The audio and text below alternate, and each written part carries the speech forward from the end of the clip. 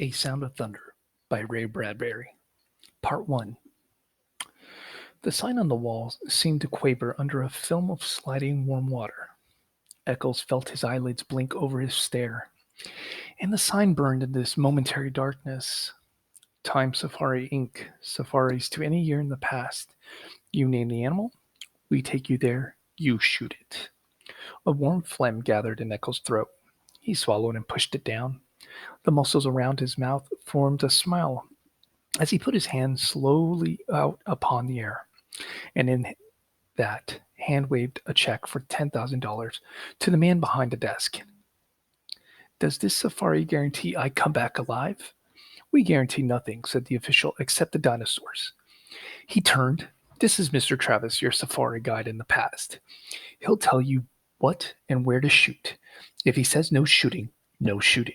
If you disobey instructions, there's a stiff penalty of another $10,000 plus possible government action on your return. Eccles glanced across the vast office at a mass and tangle, a snaking and a humming of wires and steel boxes, and an aurora that flickered now orange, now silver, now blue. There was a sound like a gigantic bonfire burning all of the time, all the years and all the parchment calendars, all the hours piled high and set aflame. A touch in the hand, and this burning wood, on the instant, beautifully reversed itself. Eccles remembered the wording in the advertisements to the letter. Out of chars and ashes, out of dust and coals, like golden salamanders, the old years, the green years, might leap. Roses sweeten the air. White hair turned Irish black. Wrinkles vanish. All, everything. Fly back to seed, flee death, rush down to their beginnings. Sunrise in western skies and set in glorious easts. Moon eats themselves, opposite to the custom. All and everything cupping one and another like Chinese boxes. Rabbits into hats, all and everything returning to the fresh death, the seed death, the green death, to the time before the beginning. A touch of a hand might do it, the merest touch of a hand. Unbelievable. Eccles breathed, the light of the machine on his thin face. A real-time machine. He shook his head. Makes you think if the election had gone badly yesterday, I might be here now running away from the results. Thank God Keith won. He'll make a fine president of the United States. Yes, said the man behind the desk. We are lucky. If Dusher had gotten in, we'd have the worst kind of dictatorship. There's an anti-everything man for you. A militarist, antichrist, anti-human, anti-intellectual. People called this up, joking but not joking. Said if Dusher became president, they wanted to go live in 1492. Of course, it's not our business to conduct escapes, but to form safaris.